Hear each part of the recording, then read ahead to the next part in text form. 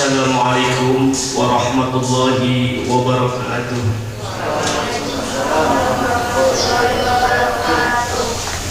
Bismillahirrahmanirrahim. Alhamdulillahirabbil alamin. Wassalatu wassalamu ala sayyidil mursalin sayyidina wa maulana Muhammadin wa ala alihi wa ashabihi ajma'in. Amma ba'd. Yang terhormat Ibu Kepala Sekolah SMAN 1 Sukaresmi beserta staf dan kepegawaian yang ada di SMA 1 Sukaresmi ini. Yang terhormat pula para dewan guru yang kesempatan pagi ini hadir baik di dalam ruangan maupun secara online, yang kami hormati pula. Tak lupa kepada para siswa dan para siswi SMAN 1 Sukaresmi, baik yang hadir di dalam ruangan ini ataupun yang menyimak secara online, yang kami cintai semuanya. Alhamdulillah, puji syukur marilah kita senantiasa panjatkan kepada Allah Subhanahu wa Ta'ala, yang mana sampai pada pagi hari ini kita masih selalu diberi kesehatan, kita diberi kesempatan untuk menghirup udara segar. Yang dari udara segar inilah kita diberikan kehidupan tanpa membayar 1% pun. Kita hanya disuruh membayar dengan beribadah, dan beribadah itu gratis, tidak ada yang bayar. Mau sholat sehari 100.000 kali tidak usah bayar, asal wudhu di tempat yang suci, pakai pakaian yang suci, kita bersuci dari hadas besar dan hadas kecil, maka sahlah ibadah kita tanpa ada bayar 1% pun. Beda dengan kalau kita misalkan di terminal ke toilet saja bayar, sekarang tidak ada yang gratis kecuali ibadah sekarang. Nah, itu adalah kenikmatan yang sering tidak kita syukuri, kenikmatan yang sering kita lupakan, yang seolah-olah kenikmatan itu hanyalah sebatas materi. Jika kita kekurangan uang, kita mengeluh katanya Allah tidak memberikan kita nikmat. Jika hari ini tidak mendapat uang, kita selalu resah dengan mengeluh, ya Allah, kenapa hari ini enggak Engkau turunkan nikmat itu kepada saya. Nah, ini adalah suatu pemahaman yang salah, karena nikmat terbesar adalah kita diberi kehidupan. Nikmat yang besar adalah kita diberi nafas tanpa harus bolak-balik misalkan ke rumah sakit. Mungkin kalau sakit baru terasa begitu nikmatnya hidup dengan sehat dan beribadah yang sebegitu luasnya kita diberi kesempatan dari Allah Subhanahu wa Ta'ala. Itu adalah nikmat yang patut kita syukuri pada pagi hari ini, dan semoga saja seterusnya kita selalu diberi kesehatan oleh Allah Subhanahu wa Ta'ala. Amin ya rabbal alamin. Sholawat dan salam tak lupa senantiasa kita panjatkan kepada junjungan kita Nabi besar Muhammad Sallallahu Alaihi Wasallam, karena atas jasa beliau agama Islam bisa kita terima sampai saat ini, sehingga kita mengerti kewajiban sholat, sehingga kita mengerti syaratnya sholat, sehingga kita mengerti rukun sholat, sehingga kita mengerti bagaimana cara berwudu, dengan air apa kita berwudu, rukunnya wudhu apa saja. Ini semua adalah berkat ilmu yang Allah wariskan kepada para sahabat. Dari sahabat diwariskan kepada tabi'in, dari tabi'in ilmu itu diwariskan kepada tabi'in, dari tabi'in diturunkan kembali kepada tabi'in, kepada para ulama salaf, kepada ulama khalaf, kemudian kepada ulama mutaqaddimin, ulama mutaakhirin, kemudian sampailah ilmu itu kepada guru-guru kita, dan sampai pula ilmu kepada kita, sehingga kita tahu mana itu nanti yang membatalkan wudhu kita, mana itu yang membatalkan sholat kita, mana itu perbuatan yang dinilai ibadah, dan mana itu perbuatan yang tidak dinilai sebagai ibadah. Itu adalah sekali lagi jasa besar dari Rasulullah yang diturunkan kepada generasi-generasi setelahnya, sehingga kita mengetahui sampai saat ini, dan kita bisa menyampaikan sedikit ilmu itu berada di hadapan kita semua ini. Semoga saja dengan adanya Rasulullah yang sebagai rahmatan lil alamin ini kita bisa meniru barang sedikit, tidak bisa banyak kita meniru Rasulullah. Karena Rasulullah itu adalah manusia yang paripurna, manusia yang sempurna, sehingga Allah menyebutkan di dalam surat yang dibaca oleh adik tadi ya, bahwa asra bi abdihi itu satu-satunya nabi yang disebut oleh Allah dengan abdul hanyalah Nabi Muhammad SAW. Dan kita boleh kita mengaku sebagai hamba Allah, tapi apakah pantas kita disebut sebagai hamba Allah? Karena kalau kita mengaku sebagai hamba Allah, tentu sebagai hamba kita harus menjalankan semua perintahnya dan menjauhi semua yang dilarang. Itu baru kita patut untuk mengaku sebagai hambanya Allah Subhanahu wa ta'ala. Kalau kita masih suka maksiat, masih suka mengeluh, masih suka tidak menerima takdirnya Allah, sebenarnya kita mengeluh itu tidak menerima takdir Allah sebenarnya. Ya Allah, kenapa enggak Engkau takdirkan uang saya 1 miliar? Kan itu berarti kita tidak menerima takdir Tuhan sebenarnya. Nah, keluhan-keluhan seperti inilah yang menjadikan kita ini menjadi manusia yang kurang mensyukuri nikmat Allah Subhanahu wa ta'ala, dan itu masih jauh dari dikata kita sebagai hambanya Allah. Maka kita terus berusaha. Jadi untuk menjadi hamba Allah ini adalah melalui proses yang panjang. Tidak bisa bim salabim seperti siapa yang dalam televisi itu yang suka main sulap, tidak bisa. Siapa? Magiver udah siapa? Udah lama ya nggak pernah nonton TV masalahnya. Nah, itu adalah agama itu butuh proses. Sehingga Nabi Muhammad dalam menerima Al-Quran, walaupun 1 jam bisa, Rasulullah sebagaimana Isra Mi'raj itu sekejap bisa. Al-Quran pun bisa, tapi kenapa proses turunnya Al-Quran sampai 22 tahun, 2 bulan, 22 hari? Panjang sekali proses Al-Quran. Ini menandakan bahwa proses menerima ilmu, proses kita dalam beragama ini tidak bisa instan.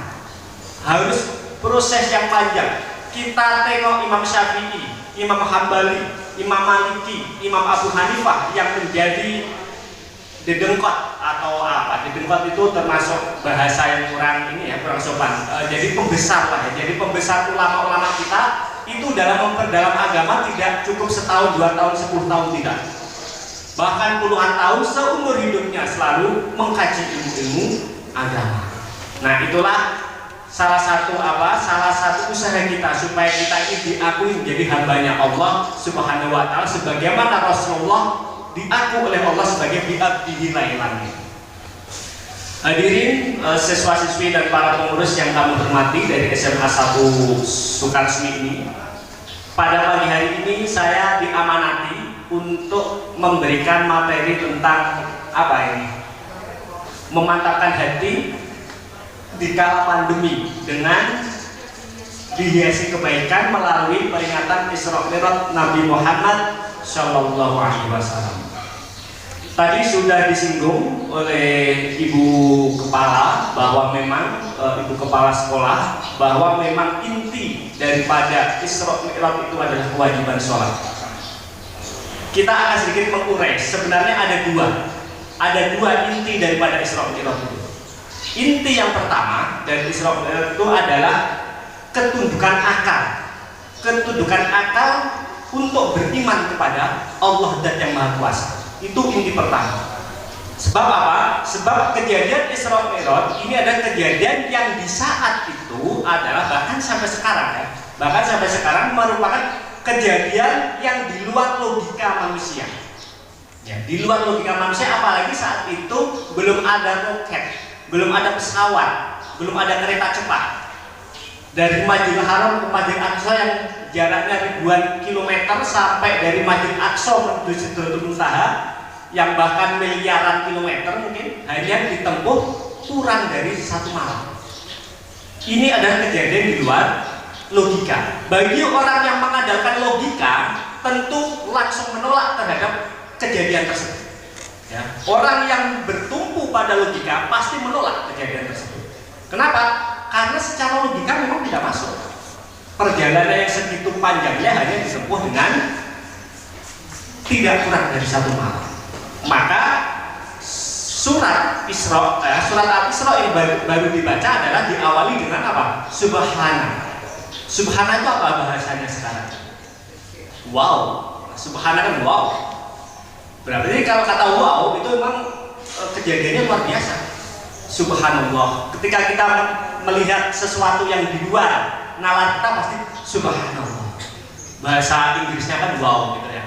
Bahasa anak gaul lah. Wow. Wownya apa? Subhanallah di asro. Asro ini apa artinya asro? Kita akan melihat dari sisi makna sedikit-sedikit. Asro ini adalah merupakan kalau kita bedah secara ilmu gramatika, ilmu bahasa Arab, ilmu sorof, asro itu berasal dari saroya. Saroya ini fi'il lazim. Fi'il lazim itu kalau dalam bahasa Indonesia kalimat yang tidak membutuhkan objek. Saro berjalan. Kalau berjalan misalkan seseorang berjalan ya sudah, tidak perlu keterangan yang lain. Kecuali misalkan berjalannya kemana, itu membutuhkan. Tapi kalau berjalan berarti dia berjalan sendiri kan. Saro itu berjalan sendiri, saroya. Saroya dan jadi saro. Kenapa menjadi saro? Karena dalam kaidah bahasa Arab ada kaidah bil wawin aw ya'in bitahrikil usil misalnya alifan ibdil ba'da fathin mutasil. Ketika ada ya berharokat di ujung saroya, kan yaknya berharokat di ujung.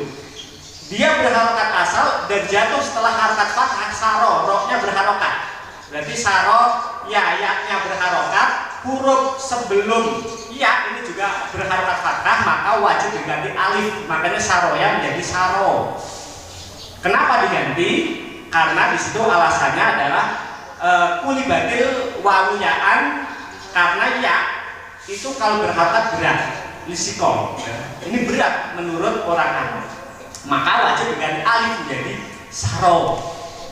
Nah kemudian setelah saro ini berpindah yunkolu solasi ila wazni af'ala. Jadi saro jadi asro.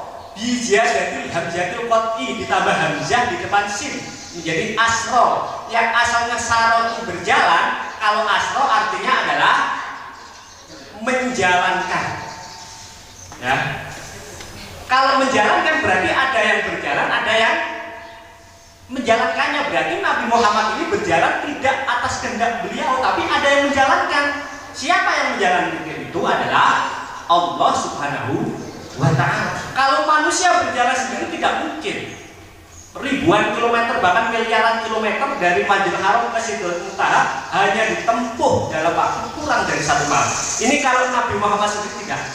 Makanya asro kalimatnya ini ada yang menjalankan. Siapa yang menjalankan tadi? Al-Ladzi tadi, yaitu Zat yang Maha Kuasa, yaitu Allah Subhanahu wa ta'ala. Nah karena Allah yang menjalankan, sehingga kita tidak bisa melogika terhadap apa yang dilakukan Allah kepada hambanya, tidak bisa. Bahkan filosof Muslim yang bernama Al-Kindi ini mengatakan begini, bahwa Allah itu adalah zat yang tak terbatas. Segalanya tak terbatas Allah. Apakah ukurannya, apakah kekuasaannya, apakah tingkahnya, ini tak terbatas Allah. Tak terbatas, bahkan jagat raya ini kan kata orang tak terbatas. Itu ada batasnya kalau alam raya. Tapi kalau Allah Subhanahu wa ta'ala ini tidak terbatas. Sementara akal manusia ini adalah terbatas. Maka kata Al-Kindi, sesuatu yang tak terbatas tidak bisa dilampaui oleh sesuatu yang terbatas. Ya, sesuatu yang tidak terbatas tidak bisa dijangkau oleh sesuatu yang terbatas. Tidak mungkin tali 10 meter bisa dijangkau dengan tali yang 1 meter, tidak mungkin. Ini logikanya seperti itu. Sehingga apa yang Allah lakukan terhadap hambanya ini adalah sesuatu yang wajar-wajar saja. Bukan berarti tidak masuk akal, bukan, tapi akal kita belum menjangkau. Wa ma utitu minal ilmi illa qalila, kata Allah. Jadi tidaklah kami berikan ilmu kepada kalian hai manusia kecuali hanya sedikit. Apakah kalau tidak masuk akal berarti itu mustahil? Ya tidak. Karena memang itu manusia tidak dikasih pengetahuan tentang itu. Zaman dulu tidak mungkin orang mau bepergian sini Eropa dalam waktu berapa? Dalam waktu 5 jam nggak mungkin zaman dulu. Dan orang zaman dulu pasti ngomong mustahil, mustahil dari Indonesia mau. Nah ternyata di dunia ini banyak sesuatu yang tidak masuk akal sebenarnya. Makanya dunia ini tidak ada kepastian. Yang menurut Hinsbank itu ya, Carl Hinsbank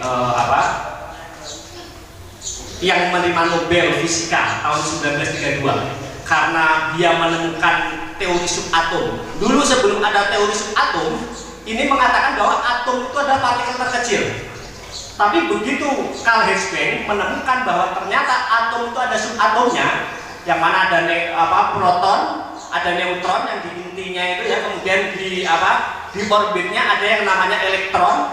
Nah itu paham materialis yang dibangun oleh Karl Marx dan sebagainya itu utuh, sehingga yang dipercaya justru adalah imateri. Imateri itu ya termasuk yu'minuna bil ghaib, sesuatu yang gaib gitu. Dulu kalau gaib itu nggak percaya para ahli filsafat dulu, semua itu harus dilihat mata. Yang tidak bisa dilihat mata berarti tidak ada. Nah itu paham materi itu seperti itu. Kemudian dijungkir balikkan pada tahun 1932 oleh Carl Hinsbank tadi yang dari Jerman, bahwa ternyata inti itu ternyata bukan pada materi tapi kepada non materi tadi. Nah dari situlah akhirnya logika ini tidak bisa, atau sesuatu yang kasat mata, materi ini tidak bisa dipakai satu-satunya standar terhadap kebenaran, bahwa materi tidak bisa dianggap sebagai satu-satunya hakikat.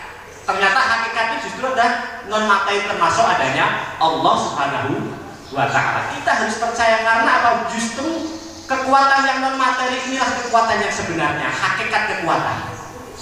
Kalau kita bicara tentang filsafat hakikat ini memang butuh waktu yang lama. Tapi intinya bahwa Isra Mi'raj itu yang pertama intinya adalah logika kita harus tunduk kepada Allah Subhanahu wa Ta'ala. Logika kita harus iman terhadap kekuasaan Allah Subhanahu wa Ta'ala, terhadap kejadian yang secara logika itu tidak masuk akal di saat itu. Kalau saat ini mungkin sedikit masuk akal karena kita mengenal roket, orang bisa pergi ke bulan, ya, ke Mars, kemana. Kalau dulu mungkin sesuatu yang tidak mungkin, sekarang kan mungkin. Nah sekarang mungkin, walaupun waktunya tidak secepat yang pernah dilakukan oleh Rasulullah Shallallahu Alaihi Wasallam. Kalau Rasul itu sehari semalam, sekarang roket ke Mars, ke bulan juga butuh bertahun-tahun kan ya. Tapi mungkin kan sekarang mungkin. Nah itu berarti Allah memberikan ilmu kepada kita. Itu sedikit kita mengulas tentang materi dan non materi yang sering dijadikan perdebatan oleh para filsuf, baik filsuf Barat maupun filsuf Muslim. Nanti teman-teman ini ya, adik-adik SMA nanti misalkan kalau meneruskan kuliahnya silahkan perdalam ilmu fisika, biologi. Itu kalau logika kalian tunduk kepada Allah, pasti akan mengantarkan kalian lebih cepat menemukan Tuhan yang Maha Kuasa. Dan itu dibuktikan oleh para filsuf-filsuf Muslim termasuk Al-Kindi, kemudian Ar-Razi, kemudian ada Ibnu Rusdi, ada Al-Khwarizm, ada Al-Jaber. Banyak sekali filsuf-filsuf Muslim yang justru menemukan Tuhan lewat pendalaman-pendalaman seperti itu. Nah itu adalah tentang logika. Kedua, sebagaimana yang disampaikan hikmah daripada Isra Mi'raj, yang kedua ini adalah jelas kita tahu semua bahwa inti daripada ketika Rasulullah bepergian ini intinya adalah oleh-olehnya. Oleh-olehnya apa? Yaitu sholat 5 waktu. Itu adalah oleh biasa kalau kita pergi yang diharapkan apanya? Oleh-olehnya. Masa bepergian sebegitu jauhnya nggak bawa oleh-oleh? Kan diharapkan oleh-olehnya. Nah, oleh-oleh yang diberikan oleh Rasulullah kepada kita ketika beliau pergi jauh ke Sidratul Muntaha adalah kewajiban bagi hambanya untuk sholat 5 waktu. Nah ini kita sudah benar belum sholatnya ini? Susah, sholat benar itu susah ya.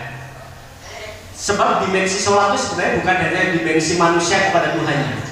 Kalau saya membaca di buku-buku itu ada namanya dimensi salib agama. Salib agama itu kita dalam sholat itu ada dimensi horizontal ke sesama, ada dimensi vertikal, yaitu hubungan manusia dengan Tuhannya. Nah ini adalah dua dua dimensi yang dibawa di dalam sholat. Terus tujuan sholat kita itu apa? Tujuannya sholat apa sekarang? Ada yang tahu nggak tujuan sholat itu apa? Wa aqimus sholata, dalam surat itu At-Toha 14, wa aqimus sholata li dzikri.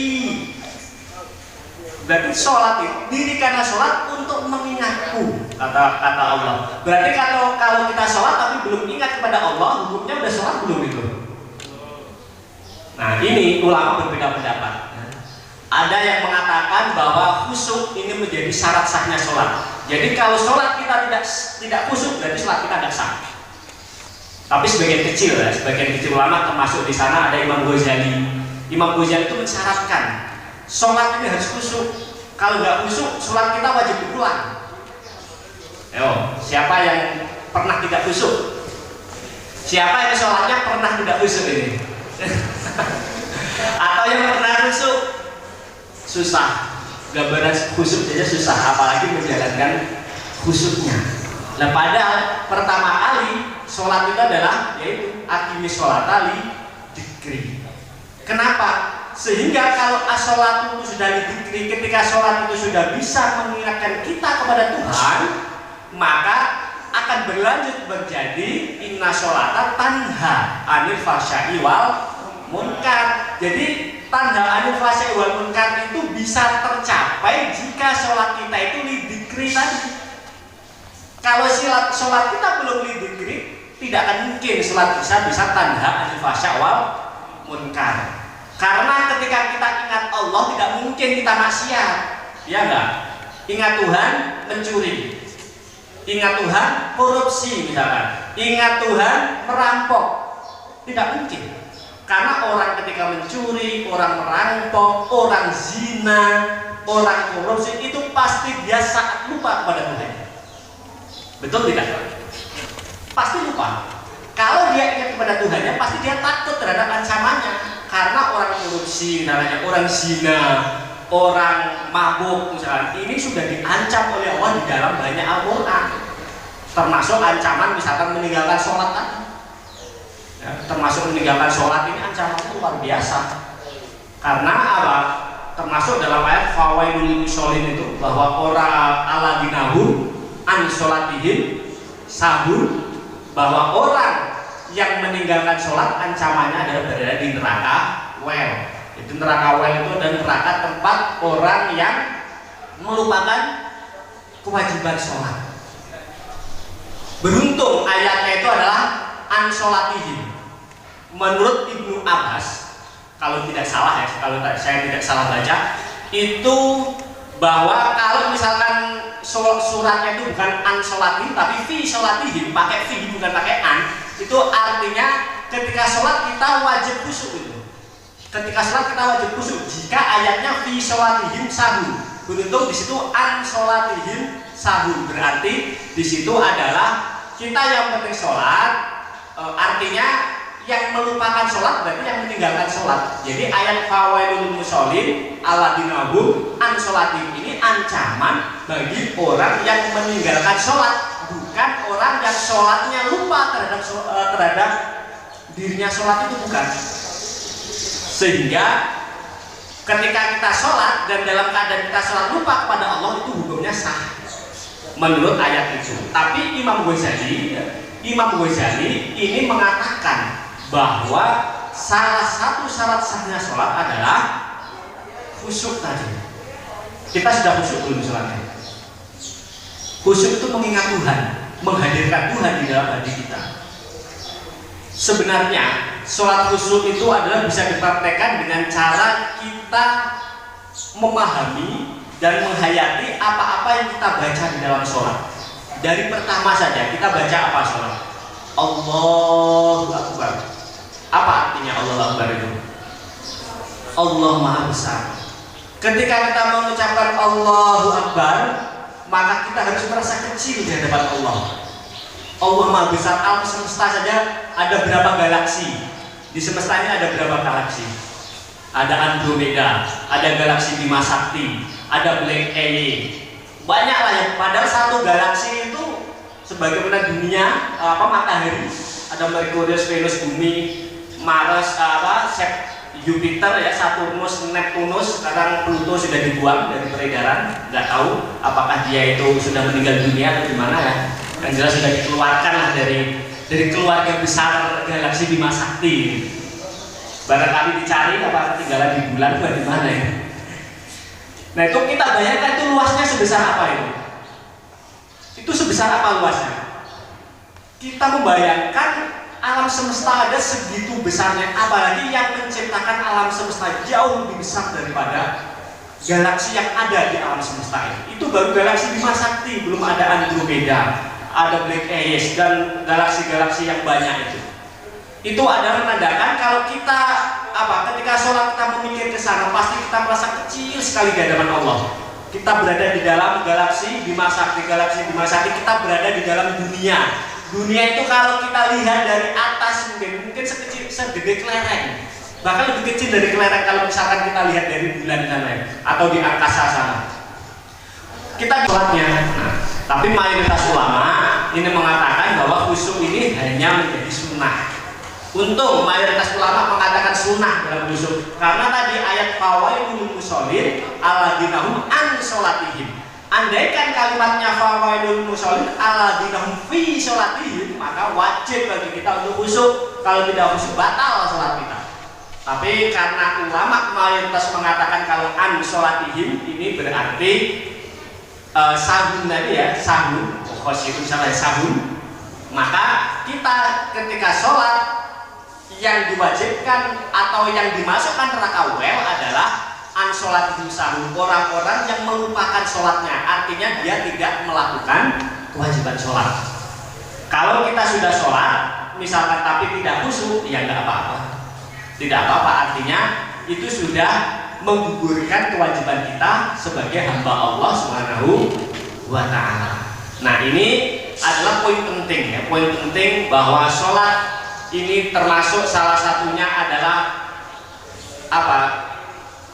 memberikan keyakinan kita bahwa di masa pandemi seperti ini ya, pandemi masih corona, kita itu harus selalu mengingat kepada Allah. Mungkin salah satunya dengan cara memperbanyak sholat, kemudian dengan cara misalkan merenung kenapa virus corona ini ada, dari mana kemunculannya, bagaimana dia bisa muncul. Dengan memikir yang seperti ini, sesungguhnya kita juga sudah mengingat kepada Allah Subhanahu wa ta'ala, dan kita akan mengakui terhadap kebesaran Allah Subhanahu wa ta'ala. Coba bayangkan aja, virus seperti ini sudah bertahun-tahun. Kalau semuanya bisa masuk akal, seperti kita kembali ke awal hikmah Isra-Mi'raj tadi ya, bahwa logika kita harus tunduk kepada peraturan Allah. Seharusnya virus ini sudah lenyap karena ini sudah setahun yang lalu, tapi buktinya sampai sekarang belum. Ini menandakan bahwa manusia itu lemah. Nah, manusia itu lemah.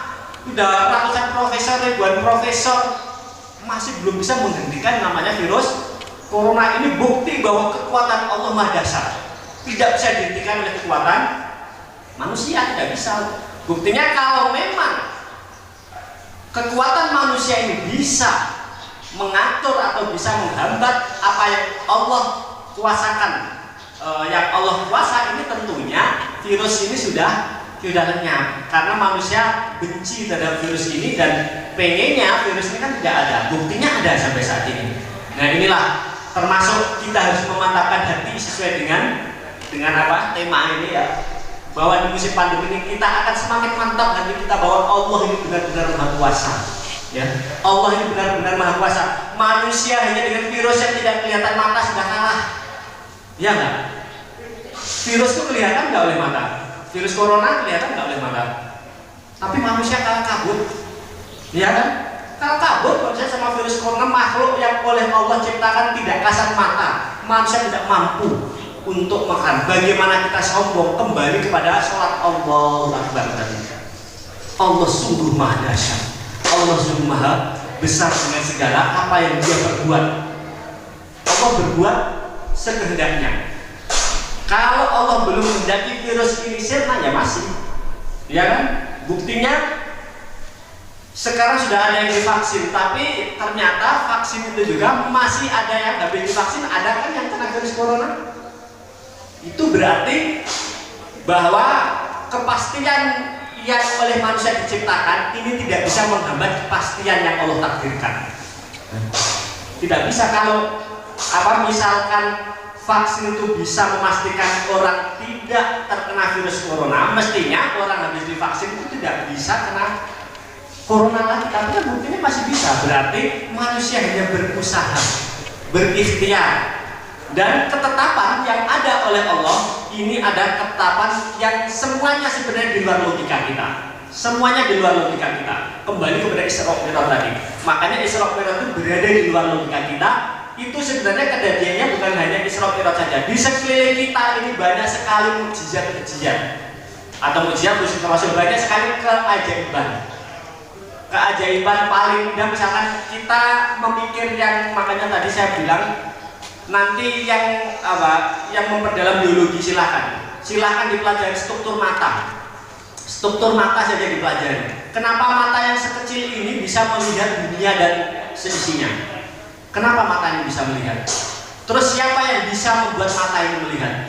Manusia yang katanya secanggih apapun, profesor apapun, ahli filsuf apapun tidak mampu hanya untuk disuruh untuk membuat mata satu semut. Coba ada nggak satu profesor yang bisa membuat mata semut satu saja?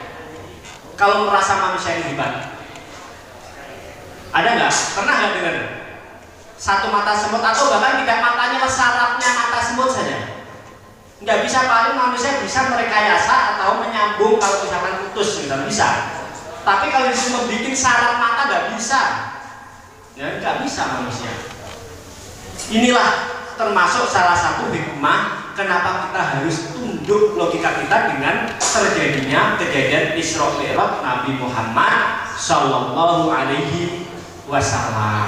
Nah, ini adalah pelajaran berharga kita sehingga kita supaya dalam masa pandemi ini tidak berlarut-larut dalam kesedihan, ya. Supaya kita tidak berlarut-larut dalam kesedihan, kita semua tahu bahwa ini sudah ketentuan atau takdir dari Allah Subhanahu Wa Taala. Kalau kita bersabar, innallaha ma'as sabirin. Yang dituntut kepada kita dari Allah hanyalah kita dituntut untuk bersabar. Sabar dengan segala ikhtiar. Sabar itu bukan berarti terus udahlah kalau Allah menciptakan saya terkena virus ya terkena, kalau enggak ya enggak, tanpa mau misalkan pakai masker, ya, tanpa mau jaga jarak. Ya, pokoknya makan ngawur, gaul dengan siapa saja di musim yang seperti ini. Menurut ahlinya, menurut dokter ini kita tidak boleh untuk saling berdekatan. Nah, itu namanya bukan pasrah, itu namanya adalah konyol. Kita pasrah itu setelah kita ikhtiar dengan jaga jarak, kita ikhtiar dengan misalkan pakai masker, kita ikhtiar pakai hand sanitizer dan sebagainya. Lah begitu masih kena virus berarti takdir. Ya, itu berarti takdir. Tapi inilah kenapa kita harus memantapkan hati kita di musim pandemi ini, bahwa kita percaya semua ini kekuatan Allah, termasuk Isra Mi'raj. Di sana ada kekuatan Allah yang tidak bisa masuk ke dalam logika, karena memang logika tidak bisa dijadikan tumpuan satu-satunya kebenaran di dunia ini, ya. Mungkin waktunya masih ada nggak? Coba sampai jam berapa, Pak? Berapa? 2 menit lagi. Ya berarti selesai 2 menit lagi. Apa? Oh, masuk tanya jawab. Oh ya.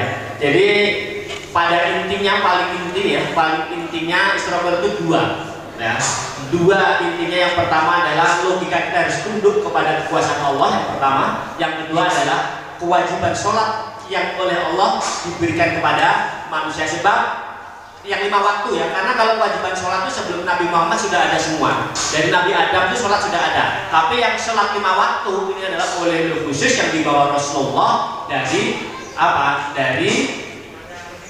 kejadian Isra Mi'raj Nabi besar Muhammad Sallallahu Alaihi Wasallam. Karena keterbatasan waktu mungkin hanya bisa sampai sini saja apa yang bisa saya sampaikan.